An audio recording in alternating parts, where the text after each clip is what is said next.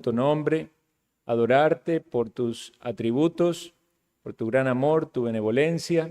Gracias por Jesucristo, que vino a traernos luz. Gracias, Señor, por mostrarnos el mensaje de la gracia que tenemos en Él para nuestra salvación. Gracias por tu Santo Espíritu. Oh Señor, socórrenos en nuestra debilidad. Queremos adorarte ahora, queremos hacerlo de manera correcta. Bendice la exposición de tu palabra. Dame, Señor, denuedo y claridad. Bendice los oídos y los corazones que han de recibirla para que tu palabra, dame, Señor, denuedo y claridad. Bendice los oídos y los corazones que han de recibirla para que tu palabra traiga fruto para tu gloria. Que sea este, Señor, un acto de adoración para gloria de tu nombre en Cristo Jesús. Amén. Tomen asiento. Se invita a abrir sus Biblias en Éxodo capítulo 24.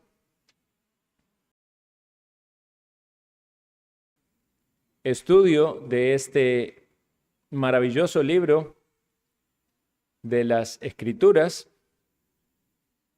Y vamos apenas por el capítulo 24, un poquito más de la mitad.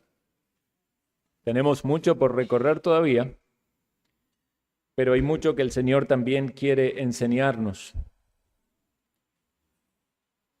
Capítulo 24 lo vamos a leer todo, tiene 18 versículos. Leo para ustedes la palabra del 4.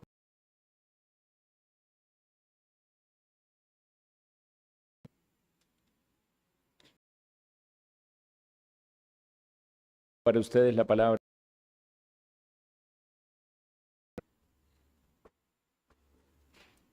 Dijo Jehová a Moisés: sube ante Jehová tú y Aarón, Nadab y Abiú, y 70 de los ancianos de Israel, y os inclinaréis desde lejos. Pero Moisés solo se acercará a Jehová, y ellos no se acerquen, ni suba el pueblo con él. Y Moisés vino y contó al pueblo todas las palabras de Jehová y todas las leyes, y todo el pueblo respondió a una voz y dijo: haremos todas las palabras que Jehová ha dicho. Y Moisés escribió todas las palabras de Jehová, y levantándose de mañana edificó un altar al pie del monte y 12 columnas, según las 12 tribus de Israel. Y envió jóvenes de los hijos de Israel, los cuales ofrecieron holocaustos y becerros como sacrificios de paz a Jehová. Y Moisés tomó la mitad de la sangre y la puso en tazones, y esparció la otra mitad de la sangre sobre el altar. Y tomó el libro del pacto y lo leyó a oídos del pueblo, el cual dijo: haremos todas las cosas que Jehová ha dicho, y obedeceremos. Entonces Moisés tomó la sangre y roció sobre el pueblo, y dijo: he aquí la sangre del pacto que Jehová ha hecho con vosotros sobre todas estas cosas. Y subieron Moisés y Aarón, Nadab y Abiú, y 70 de los ancianos de Israel, y vieron al Dios de Israel. Y había debajo de sus pies como un embaldosado de zafiro semejante, y 70 de los ancianos de Israel, y vieron al Dios de Israel. Y había debajo de sus pies como un embaldosado de zafiro semejante al cielo cuando está sereno. Mas no extendió sus manos, y dijo a los ancianos, esperadnos aquí hasta que volvamos a vosotros.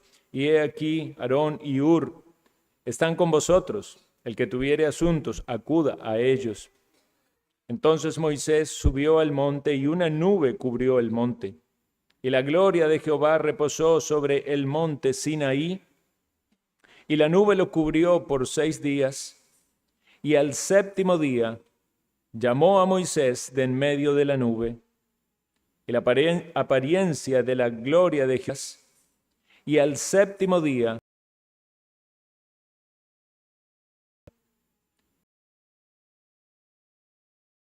era como un a los ojos de los hijos de Israel. Y entró Moisés en el monte, y estuvo Moisés en el monte 40 días y 40 noches. Hasta aquí leemos entonces la palabra del Señor. Este capítulo 24, es un capítulo clave porque marca la ratificación formal del pacto entre Dios e Israel en el monte Sinaí. Ratificar significa aprobar o confirmar. Entonces, después de que recibieron las instrucciones y leyes que leímos en los capítulos 20 al 23, el pueblo es convocado para confirmar ese compromiso de obediencia al Señor. Y lo vemos aquí que se presenta como un acto solemne en el que se sella la relación de pacto de Israel con Dios, Dios con Israel, mediante los sacrificios, la sangre y también el acto de adoración. Entonces eso es la introducción y lo que vemos aquí en este capítulo. Pero si nos anticipamos un poco a lo que viene después, desde el capítulo 25 hasta el capítulo 31, Dios va a dar a Moisés las instrucciones detalladas para la construcción del tabernáculo, el arca del pacto, los utensilios sagrados, el sacerdocio y las leyes de consagración. Y vamos a considerar también, todos ya conocen la historia porque han leído Éxodo o porque han visto la película de los 10 mandamientos, pero vamos a considerar que la tensión en la narrativa va en aumento porque mientras Moisés está en ese lugar tan sagrado y solemne recibiendo las instrucciones, Moisés está en ese lugar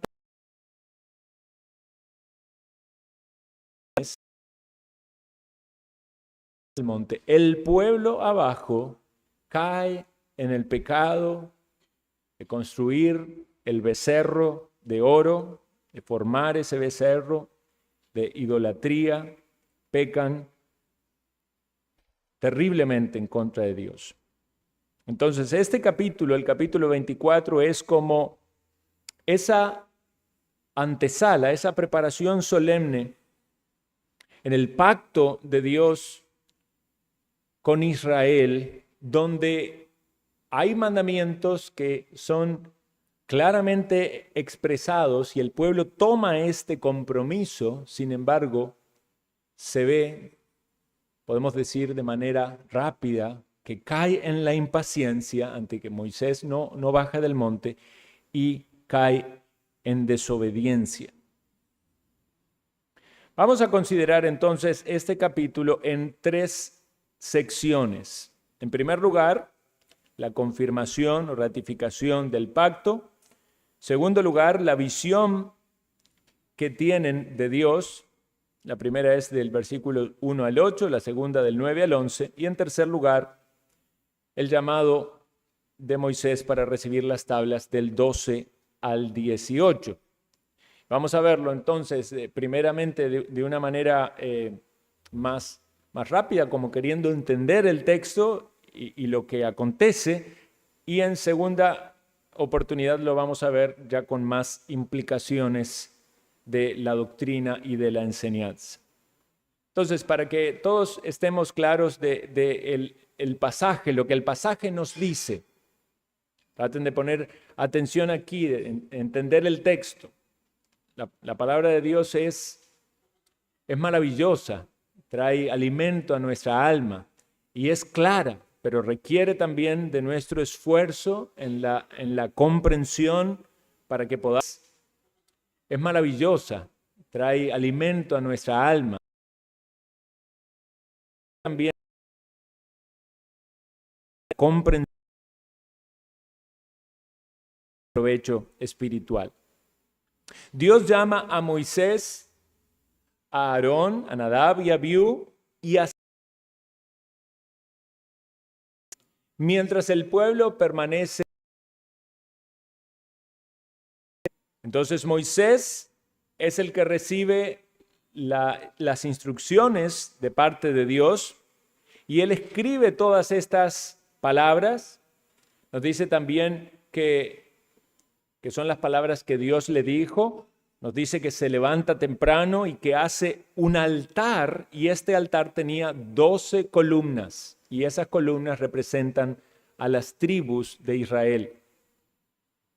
En ese altar se ofrecen holocaustos y sacrificios de paz. Es interesante que todavía no había sido expuesto la necesidad de sacrificio por el pecado. Eso es algo que va a revelarse posteriormente. La revelación de Dios es progresiva, es decir, va en aumento. Sin embargo, en este punto ya tenemos mucha más información de la información que tenía el pueblo de Israel mientras estaba en Egipto. Ya sabemos cómo Dios quiere que sea adorado en gran medida. Entonces, hay holocaustos, hay sacrificios de paz y hay algo importante que se hace con la sangre de estos animales. La mitad es rociada sobre el altar y la otra mitad es rociada sobre el pueblo. Y hay una palabra que es importante allí, es la palabra pacto. Dice, he aquí la sangre del pacto que Jehová ha hecho con nosotros. A lo largo de la Biblia vamos a encontrar en muchas oportunidades que hay pactos. Y hay pactos de Dios con su pueblo. Que hay pactos. Y hay pactos de Dios con su pueblo. Esta es la manera que Dios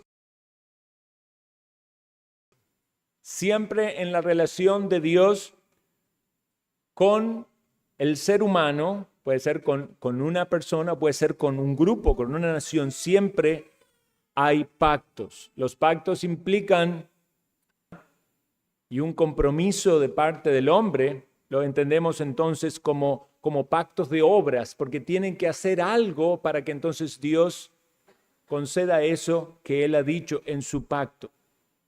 Pero es muy importante también entender de que hay un pacto de gracia y es por eso que la salvación es posible, porque nadie puede llegar a Dios en base a sus obras.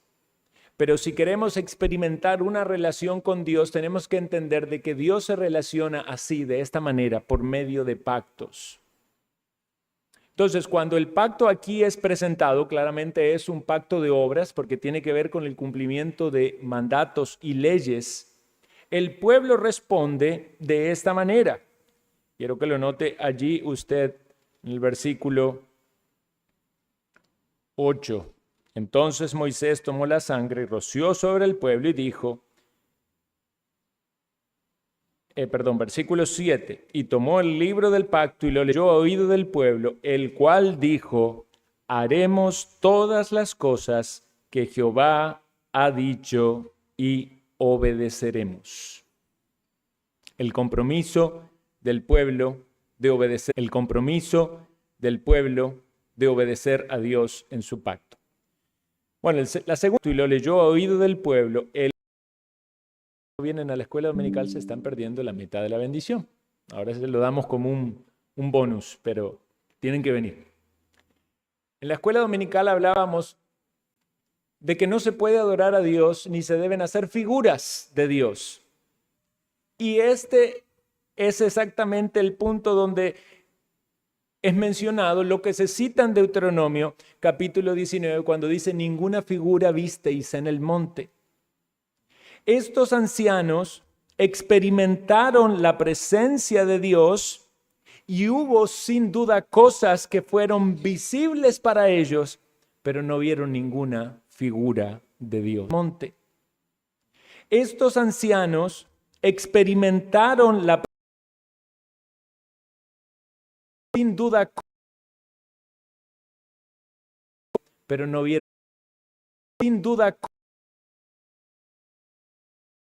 pero no vieron ninguna figura de Dios. Que había debajo de sus pies como un embaldosado de zafiro semejante al cielo cuando está sereno. Algo sin duda especial en lo cual sintieron la presencia de Dios, de que estaba allí. Dice en el versículo 11, Dios no extendió su mano sobre los príncipes de los hijos de Israel. Esta es la idea de que no los destruyó, no mostró su fuego consumidor o su poder, porque Dios es tan santo, tan puro, que nadie puede acercarse a Dios y verlo. Sin embargo, aquí el texto nos habla de que vieron a Dios. Vieron a Dios, pero no vieron ninguna figura de Dios. No vieron ninguna imagen de Dios. Entonces la idea es de que pudieron experimentar su presencia, pero no había nada que pudiera guiarlos a una posterior reproducción de alguna imagen acerca de Dios. Era algo más sensorial de entender la presencia allí de Dios entre ellos. Quizás había manifestaciones visibles del mismo modo de que el fuego, que los truenos, que los rayos. Aquí se presenta como si el piso se hubiera hecho como el cielo. Y se muestra también esa misericordia de Dios de no destruirlos. Pero aún un poco más allá, Dios tan sagrado, tan santo, tan puro, tan distante del pecado, es misericordioso para con ellos, pero además se relaciona con ellos de una manera muy cercana e íntima. Dice que comieron y bebieron. Posiblemente comieron de los animales del sacrificio y bebieron delante del Señor. En muchos pactos hay sacrificios, es necesario el sacrificio y también hay alimentos. Y eso nos va a hacer después pensar en las conexiones que tenemos con el nuevo pacto. Entonces llegamos a la tercera sección, donde Moisés ahora es llamado a separarse de este grupo de los sacerdotes y de los ancianos y a ir más alto en el monte para recibir las tablas de piedra con los mandamientos de Dios. Entendemos por esto que son los 10 mandamientos. En la primera recepción de las tablas de piedra escritas por Dios. Entonces Moisés deja a Aarón y a Hur encargados de resolver cualquier asunto durante su ausencia. Ellos son luego, en cierta medida, los responsables del tropiezo en la idolatría del pueblo. Y vemos que Moisés asciende hacia el monte y durante 6 días parece que está en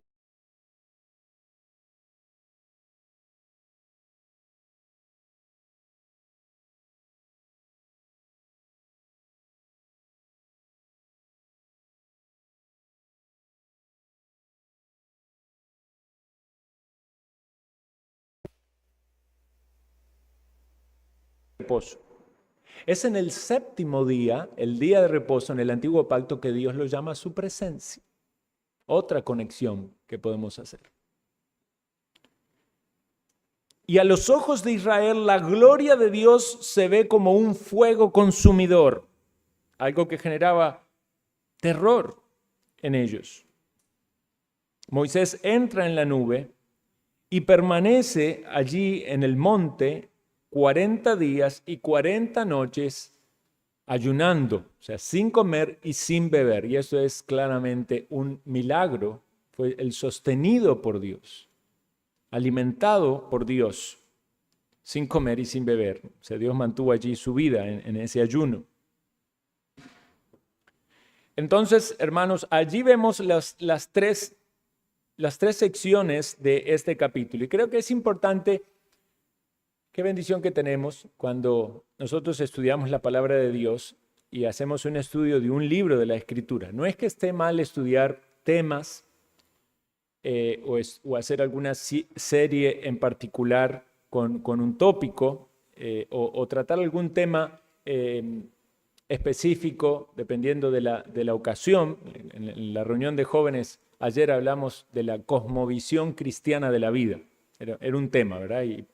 Y planteamos otras cosmovisiones que hay, otras formas de ver la vida. Pero qué bendición que tenemos cuando vamos versículo por versículo, capítulo por capítulo, y vamos comprendiendo la palabra del Señor, el desarrollo de un libro, y viendo el avance de la revelación de Dios, y haciendo conexiones, como siempre procuramos hacer, siguiendo una buena regla de hermenéutica, que es interpretar la Biblia con la Biblia. Porque entonces Dios nos ayuda, por medio de ese avance en nuestro conocimiento, a sacar enseñanzas de la Escritura y también a aplicarlas a nuestra vida. Y quizás, en cierto modo, es algo que es la responsabilidad del predicador de volcar ese conocimiento, de transmitir el conocimiento de algún modo masticado, la comida un poco masticada, pero también sabemos que es la obra del Espíritu Santo, porque usted puede en su meditación en la Escritura aún hacer más conexiones de las que yo puedo llegar a expresar en un sermón. Y quizás hay una edificación o un crecimiento en el conocimiento de Dios y en la vida personal de cada creyente que no necesariamente tiene que ver con un mensaje específico o impactante, sino con el progreso del avance en el conocimiento de Dios a lo largo del tiempo. Y es por eso que es tan importante ser fiel asistente regular de la Escritura para también ser un buen aprendiz de las Escrituras. Y por supuesto nuestro estudio personal. Vamos de nuevo entonces a nuestro texto. La primera parte, dijimos, la ratificación del pacto, versículos 1 al 8.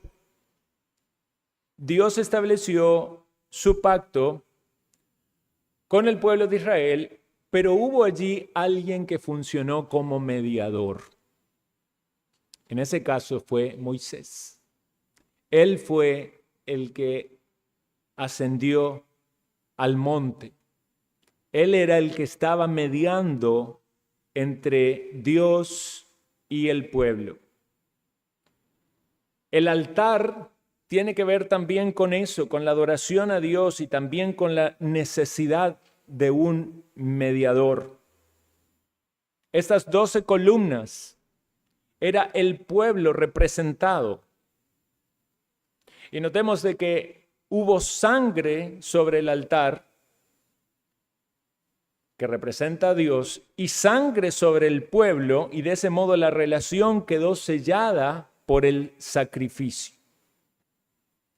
¿Nos hace esto pensar en el nuevo pacto?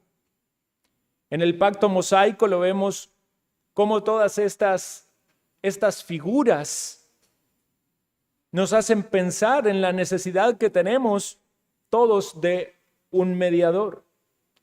Y tenemos alguien que es mayor que Moisés. Vean, para los judíos hablar de Moisés era palabra máxima, ¿verdad? Pero vino Jesucristo a este mundo, el hijo de un carpintero, y que anduvo caminando por las tierras polvorientas de Israel, y rodeado con personas que eran muy sencillas, pescadores, algunos que en su pasado quizás tenían una vida un tanto cuestionable, cobradores de impuestos. Estuvo anunciándoles y enseñándoles la palabra. Estuvo haciendo obras de caridad. Y estuvo mostrando una y otra vez el mensaje de la gracia de Dios y la salvación que hay por medio de Él, del Hijo de Dios. Por eso Él podía decir con frases tan absolutas, tan marcadas, como el que no niega su vida, que no se niega a sí mismo, que no toma su cruz y me sigue, no puede ser mi discípulo. Por eso Él podía decir, yo soy el camino, la verdad y la vida. Nadie puede llegar al Padre si no es por mí. Aquel que quiera llegar a Dios debe entender que necesita un mediador. Y aunque Moisés cumplió esta función tan importante en el antiguo pacto, Moisés no es el mediador para la salvación. El mediador para nuestra salvación es Jesucristo. Y usted y yo debemos tener esa profunda convicción de que tenemos alguien que es nuestra conexión con Dios y que no es otro que Jesucristo. Porque solamente Él puede llevarle a una verdadera relación con Dios. Así como aquí todo el pueblo era representado, Jesucristo es el que nos representa delante de Dios. Todo su pueblo, el pueblo que Él ha escogido desde antes de la fundación del mundo, el pueblo que Él vino a salvar. Él vino a buscar y a salvar lo que se había perdido. Y si usted ha experimentado el perdón de sus pecados, usted levanta su mano y dice, ahí estoy yo, en ese grupo estoy yo. Y si usted todavía no tiene esa convicción, por el llamado al Evangelio, debe reflexionar acerca de sus caminos y considerar ir a Cristo en arrepentimiento y en fe. Notemos que en el antiguo pacto el pueblo tomó un compromiso que rápidamente demostró no cumplir. Porque siempre de que el hombre se acerca a Dios, dependiendo de sus obras, va al fracaso. Piense cuánta gente en este mundo, en todo lugar, está viviendo de una manera tal de pensar de que algún día va a poder agradar a Dios en base a sus obras. Aún en las iglesias hay mucha gente que vive así, que tiene una religión de obras. Va a la iglesia y asiste a la iglesia porque piensa que eso le suma para la eternidad. Hace obras, quizás con sus pares, quizás con las personas con las que se relaciona, se priva de no hacer cosas malas porque piensa que si hace eso malo, entonces no va a poder ir al cielo. Y trata de hacer cosas buenas porque piensa que está sumando un granito de arena más para tener la salvación. De algún modo, la gran mayoría de las personas tropieza en esta errónea idea de la balanza, de que cuando llegue a la presencia de Dios va a haber una balanza con las cosas buenas que hicieron y las malas que hicieron, y Dios va a medir allí, dice, bueno, hiciste tantas cosas malas, pero veo que hiciste un poquito más buenas, ven y pasa, te lo ganaste, te lo mereces. No, no es así. ¿Acaso no hay tantas historias y enseñanzas en las Escrituras de que el hombre siempre fracasa cuando depende de sus obras? Siempre fracasa. Quizás usted alguna vez hasta tomó el compromiso delante de Dios cuando escuchó la ley de Dios de decir, sí, voy a hacer, Dios, todo lo que me pides. ¿Cuánto tiempo pasó hasta que se dio cuenta de que no podía? Porque en nuestros propios esfuerzos fracasamos. No podemos ser justificados por nuestras obras. Por eso este antiguo pacto nos muestra la necesidad que había de un mejor pacto. Este antiguo pacto presenta las figuras y las sombras de ese mejor pacto que es la salvación por gracia. Y ese pacto de gracia fue revelado aún desde el Antiguo Testamento por todas estas figuras y estas sombras, y gradualmente vamos viendo los tipos y los sacrificios que apuntan a Cristo. Y son consumados en Cristo. Y aún los santos del Antiguo Testamento en la obra de Cristo tuvieron el efecto de ese sacrificio. Porque entendemos que Moisés fue alguien salvo, ¿verdad? ¿Pero por qué fue salvo? ¿Porque cumplió la ley? No. Fue salvo por la gracia de Cristo, que había de morir muchos años después por el derramamiento de la sangre del Cordero de Dios. La sangre apunta a Cristo, que es mediador de un nuevo pacto, del mejor pacto. Aplicaciones entonces. Cuando nos acercamos a Dios, nos acercamos en base a un pacto, como lo vemos a lo largo de toda la Escritura. Y esto significa que es Dios el que establece los términos de nuestra relación con Él. Vea, cuando usted se encuentra con gente y habla de la relación con Dios, y él dice, lo que pasa es que para mí, la persona le dice, lo que pasa es que para mí es así. Mi Dios o mi forma de relacionarme con Dios es así, así y así, se la describe. Usted dígale, vea, lo siento mucho.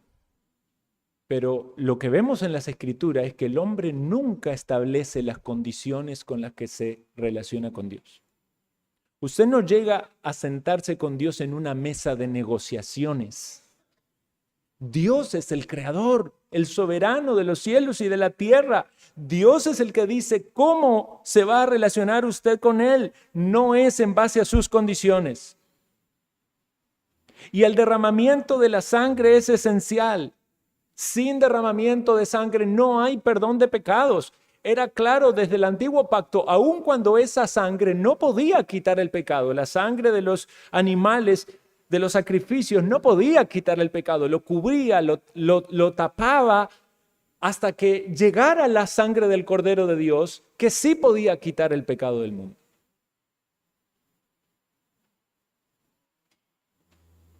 Y vean qué maravilloso que es comprender el nuevo pacto y vivir en él, porque a la luz del nuevo pacto, la obediencia, aunque en nuestra experiencia terrenal no llegue a un grado de perfección, pero podemos decir es posible caminar en obediencia porque hay una obra regeneradora del Espíritu de Dios que pone la ley de Dios en nuestros corazones y pone temor de Dios en nosotros para que andemos en sus caminos, para que le sirvamos y para que le adoremos. Y sí, no lo hacemos a la perfección, lo hacemos con muchas faltas, pero somos aceptos por Dios en Cristo.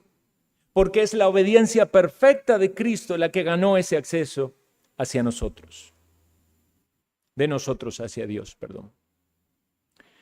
Segundo lugar, vean que estos siervos de Dios, que son llamados, los líderes, son llamados a cierta parte del monte, a tener esa comunión con Dios tan cercana.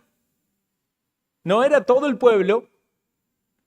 Fueron estos líderes, de algún modo, escogidos por Dios, porque Dios le dice a Moisés a quién tenía que llamar y quién tenía que acercarse. O sea que fue un acto de gracia de Dios para con Moisés, Nadab, Abiú y con estos líderes, estos 70 ancianos. Y fueron ellos los que comieron y bebieron en la presencia de Dios. Tuvieron comunión con Dios allí, hasta vieron manifestaciones o experimentaron las manifestaciones de la presencia de Dios. Hermanos, en el nuevo pacto somos nosotros todos hechos reyes y sacerdotes. No son solo los líderes los que van a la presencia de Dios. No es que el pastor va a la presencia de Dios y ustedes, a veces se quiere sembrar en algunas religiones esa idea, ¿verdad? De que el sacerdote es el que está allá cerca de Dios, pero el fiel no tiene acceso. En la teología cristiana, hermanos, todos somos llamados a la comunión con Dios. Todos somos llamados a estar en su presencia.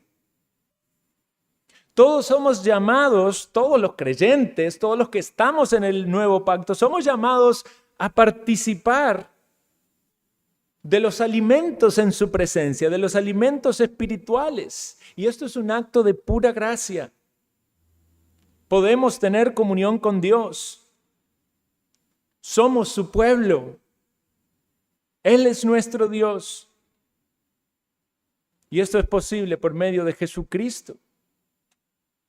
Podemos tener comunión como un privilegio que nos ha sido concedido, no como un derecho ganado.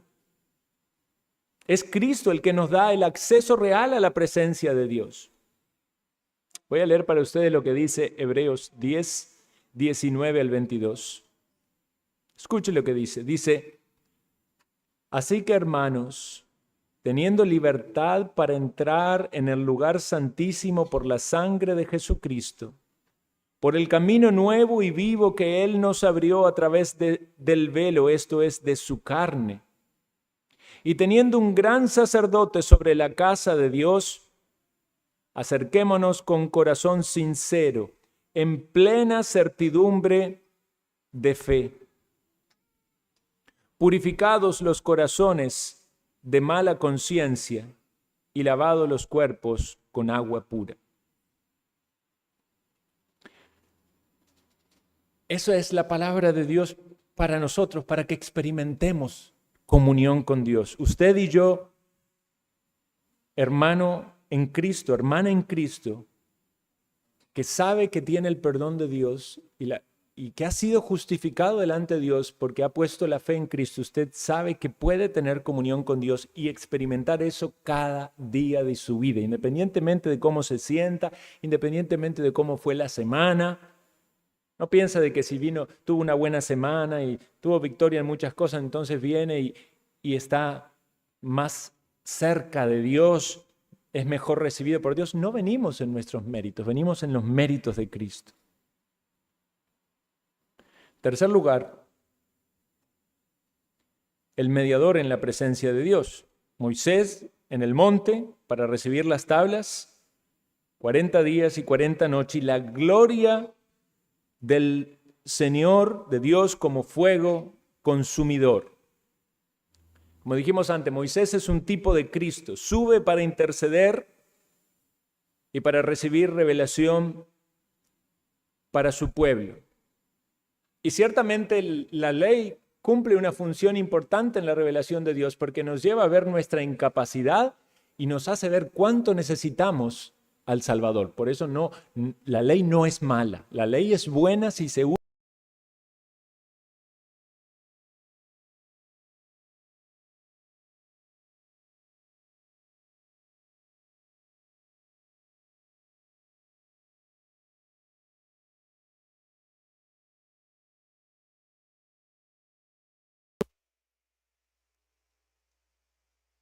Como también lo fue Moisés en toda la casa de Dios. Porque de tanto mayor gloria que Moisés es estimado digno cuanto tiene mayor honra que la casa que él hizo. Porque toda casa es hecha por alguno, pero el que hizo todas las cosas es Dios. Y Moisés, a la verdad, fue fiel en toda la casa de Dios como siervo para testimonio de lo que se había de decir. Pero Cristo como hijo sobre su casa, la cual somos nosotros, si retenemos firme hasta el fin la confianza y el gloriarnos en la esperanza. ¿Se ha dado cuenta del privilegio que tenemos los verdaderos creyentes de ser casa de Dios, de ser el templo de Dios, el cuerpo de Cristo? Él es la cabeza y la iglesia es su cuerpo. Estamos unidos a nuestro Salvador. Es una relación íntima que tenemos con Dios por medio de Cristo. Y es verdad que la ley de Dios está escrita en nuestros corazones, porque no tomamos el mensaje de la gracia como un justificativo para vivir de cualquier manera en este mundo y decir, total, el Señor nos salvó por gracia. No. Fuimos hechos adoradores, fuimos llevados a la comunión con Dios. Y si Cristo es nuestro mediador que está siempre a la diestra del Padre e intercede por nosotros, es también nuestra guía, quien nos enseña, quien nos muestra por dónde debemos caminar, cómo debemos conducirnos. Nuestra necesidad de la gracia que viene de Él. Y a la vez, quien nos hace considerar ese fuego consumidor que nos lleva a adorarle de manera solemne y reverente. Nuestra adoración debe ser así. Debe ser solemne y reverente, porque Dios es fuego consumidor. No solamente en el monte. Un día viene en el cual Jesucristo juzgará al mundo. Y sus ojos son como llama de fuego. Y Él viene con juicio para todo aquello que le rechazan. Veamos entonces, hermanos, esta conexión que hay en este pasaje del Antiguo Pacto con el Nuevo Pacto. Esa sangre rociada anticipa el derramamiento de la sangre de Cristo en la cruz del Calvario. Por eso cuando celebramos la cena hablamos de la sangre de Cristo del Nuevo Pacto. Esa comunión en la montaña nos hace pensar también en la comunión que tenemos los creyentes con Dios tan cercana por medio de nuestro mediador de Cristo. Y cuando también tomamos de esta comida del pacto, del nuevo pacto, del el pan que representa el cuerpo de Cristo y la sangre derramada, la copa que representa el nuevo pacto, el vino que representa la sangre. Y experimentamos la presencia de Dios en nuestra vida, no quizás con cosas visibles o manifestaciones externas, pero sí de una manera espiritual en nuestro corazón.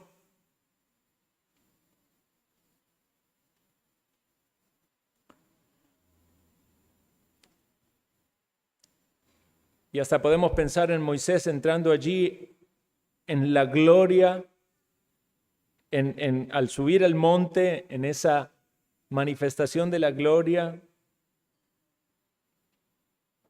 Podemos pensar también en Cristo ascendiendo en su resurrección hasta los cielos para interceder por nosotros. Hermanos, quisiera finalizar la reflexión sobre este pasaje pensando en que tenemos un llamado de Dios por su palabra. Un llamado de Dios por su palabra a que considere usted seriamente los términos en los cuales se relaciona con Él. ¿Es usted una de esas personas que quiere establecer los términos para relacionarse con Dios? Permítame desanimarlo. Y si es posible que pueda sentirse frustrado y que pueda salir de aquí diciendo estoy equivocado y si sigo así no estoy haciendo otra cosa más que rechazar al Dios de la Biblia. Usted no puede plantear los términos, usted tiene que venir y sentarse a escuchar la palabra y decir, Dios, ¿cómo quieres que me acerque a ti? ¿Cómo puedo hacerlo? Dios, te necesito. Muéstrame por tu voluntad lo que dice tu palabra y lo que necesito comprender. Dios se relaciona por medio de pactos y a menos que usted esté en el nuevo pacto que es basado en Jesucristo y que se ingresa en él por medio de la fe en la obra de Cristo y que es absolutamente basado en la gracia de Dios, no en nada que usted puede hacer, si no es de ese modo, usted sigue en un pacto de obras.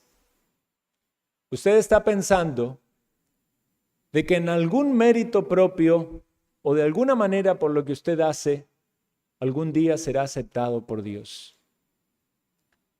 Salga de ese concepto erróneo y equivocado. Entienda que necesita la gracia de Dios. Si la salvación fuera por obras, entonces no hubiera venido Dios encarnado, el Hijo de Dios, a cumplir la ley, porque usted también podría haberla cumplido. Ni usted ni yo cumplimos la ley, pero el Hijo de Dios la cumplió. Segundo lugar, Dios ofrece comunión por medio del mediador. Y evidentemente aquellos que vienen a Cristo para ser salvos van a experimentar el perdón de sus pecados. No es el perdón de un pecado o dos pecados.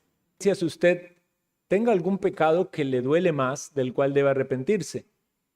Pero en la salvación lo que se experimenta es el perdón de todos los pecados. Porque usted sabe que el sacrificio de Cristo fue suficiente para perdonarle todos sus pecados, incluso hasta los que no ha hecho. Suficiente para perdonarle todos sus pecados, incluso hasta los que no ha hecho. Cuando Jesús derramó su sangre, cargó todos sus pecados. Y el que tiene fe en Cristo entiende y puede decir con esa confianza y esa seguridad que no es arrogancia, que brota de las mismas escrituras. Puede decir soy salvo. ¿Usted puede decir soy salvo? ¿Salva?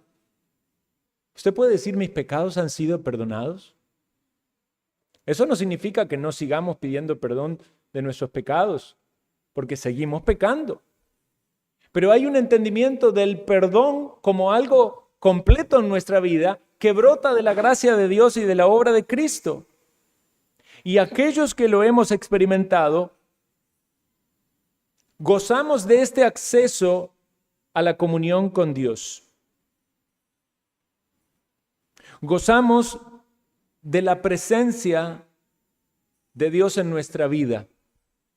Y de una manera especial en la reunión de los santos, en el día de reposo, en el día en el que Dios elige manifestar su presencia al pueblo reunido, pero también de una manera personal, individual. En el que Dios elige manifestar su presencia al pueblo reunido, pero también con Dios. Y mi reflexión final: búsqueda de comunión con Dios personal. Hermanos, siempre vamos a encontrar falsas justificaciones para no tener comunión con Dios. Nuestra carne es débil y quiere engañarnos. El mundo nos quiere seducir y tentar. El diablo se va a alegrar de que usted esté muy ocupado, incluso haciendo muchas cosas buenas. Hay mucho trabajo que hacer, hay cuentas que pagar, hay tareas que hacer, familiares, responsabilidades. A veces hasta el mismo servicio podría ser un obstáculo para que usted tenga verdadera comunión con Dios. ¿Está usted teniendo tiempos personales sinceros de adoración a Dios? Meditaba en esto esta mañana, escuchaba un devocional de un hermano. ¿Es su adoración tan solo una adoración dominical? Usted viene aquí y dice, sí, yo adoro a Dios el domingo. ¿O usted es un adorador a Dios en su vida personal? Y esto quizás tiene un paso más allá de la búsqueda de Dios o de la lectura de la palabra o la oración o la meditación, lo cual son disciplinas espirituales que debemos hacer. Pero es un paso más allá, es que todas esas gracias, esos medios de gracia o disciplinas nos hagan mejores adoradores de Dios. Y que usted puede decir que adora a Dios cada día de su vida. Sí, adoramos a Dios en todo lo que hacemos, excepto el pecado, en toda cosa buena que hacemos, conforme a su voluntad. Pero mi punto va a ese tiempo en el cual usted experimenta la presencia de Dios buscándole de forma intencional. Quiere el Señor ayudarnos y desafiarnos y animarnos a buscarle de manera personal, sincera, insistente. ¿Sabe por qué, hermanos? Porque estamos en un mejor pacto, porque tenemos un gran mediador, porque es mucho lo que logró para nosotros. Tenemos el acceso a Dios mismo, somos herederos de grandes promesas. Disfrutamos de la presencia de Dios por su Espíritu en nosotros y podemos vivir y servirle y glorificar a Dios y hacer muchas cosas que son privilegios de los cuales somos indignos. Acérquese por la fe a Dios, experimente el gozo y los deleites en su presencia, como dice el Salmo, en tu presencia hay plenitud de gozo. Si hay alguien entre nosotros que no puede todavía acercarse a Dios con una limpia conciencia, que el temor lo invade, que no tiene la tranquilidad de que sus pecados han sido perdonados, vea a Cristo, ahí está el Salvador. Por la fe véalo, de que está entre nosotros y que le dice, el que a mí viene, no le echo fuera. Oremos. Gracias, Señor, por tu bendita palabra. Gracias por Jesucristo, nuestro Salvador, porque tenemos un mediador, porque podemos llegar por medio de Él y sus méritos a tu presencia, porque Él intercede por nosotros. Oh Señor, ayúdanos a caminar de tal manera de que sea manifiesto de que estamos llenos de ti, llenos de tu palabra en nuestra mente, llenos del gozo y del deleite en tu voluntad. Ayúdanos, Señor. Que nadie aquí siga aún viviendo en base a sus obras, sin el perdón de sus pecados, sin estar en paz contigo. Muéstrales a Cristo, muéstrales al Salvador. En su nombre lo pedimos. Amén.